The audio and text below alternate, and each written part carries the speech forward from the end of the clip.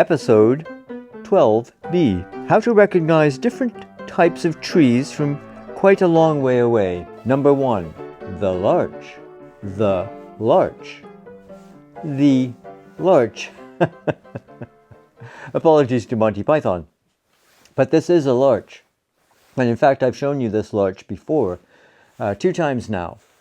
The first time would have been maybe going on 2 years ago, maybe even 2 years ago. And then last spring I came back and I believe I showed you the repotting of this tree. The first time I showed this tree to you, I told you of my plan to cut back this, and we did a little photoshopping to see what that would look like. And then the second time, indeed, this was last spring, I had cut that back, so you got to see that. And you got to see the tree both times in its spring splendor. But now we've got fall colors.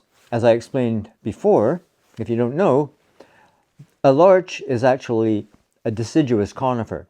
So it sheds its needles every fall. And that's what it's doing right now. It's making quite a mess of my studio.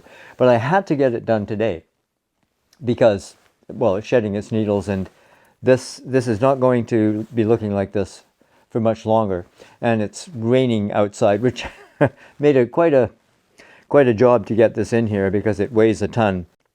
And what I don't think I've told you on this episode was, last spring I showed you the repotting of this tree. So this is a pot that it's been in now for, well, I think it was February, March, maybe even April when I repotted it. That's the time that we repot these bonsai. So I just wanted to make this quick video and show you how it looks. Like the first time I showed you these trees, I'm going to make a portrait. And how I'm going to do that is exactly the same setup. And I'll refer to that first video to show you the setup I'm using. But quickly, my main light is a Godox strobe. The light for the backdrop is another Godox speed light. And up there we have another strobe, which is the AD200. But I'll put all this on the video.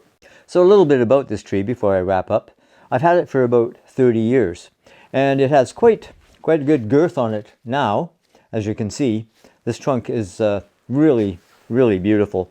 One of the greatest features of the tree. So this started off 30 years ago. I had it in various different training pots. And I'll put some of those pictures up as I yap here. And then I put it into a big training pot and just let it go wild for, it was over a decade, I think. So that enabled it to get this bigger girth. I also have some other trees that are clones of this tree. What I mean by clones is that I air layered them. And without going into a lot of detail, those of you who are interested can look into that horticultural procedure. What you do is basically cut the bark, tie it off, put a baggie around it with some moss in it, and hope that it grows roots. The one that I cut off the top here didn't take. That was the year before last. Unfortunately, I think it was just too big. But the other air layers that I did from this tree, which were 3, one came off of here. I've talked about this before. And a couple of others came off the top. And those are now trees in their own right. So this tree it's really the tree that I'm the proudest of because I've done the most work on it. It's the biggest and most impressive tree. And yeah, it's getting towards the point where I think I can call it a bonsai. It is a beautiful tree, whatever. It's not going to win any prizes at this point, but yeah, it's getting there. I'm really glad that I took that big piece off here and pulled this back in. This, I was actually thinking of wiring back up just a little bit this year. I didn't get around to it. But the reason for these photos, and I'm not looking for a masterpiece here in terms of a photo. It's more of a record for my little scrapbook that I have on this and all my trees. I'm just looking for a record of where it is at this stage. And it's always so beautiful in the fall. The reason that I love larches so much is because I actually once lived in the middle of a larch forest for a couple of years. And I visited many as well on hiking and climbing trips. Places like Larch Valley in the Canadian Rockies is one of the most beautiful places that I've ever been. I first went there in 1976, and then I didn't go back for, 30 odd years. And I went back there in, I think it was October.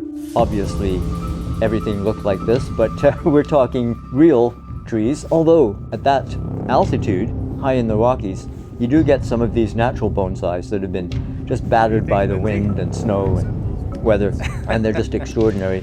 And in fact, the inspiration for trees like this, that's where I get my inspiration.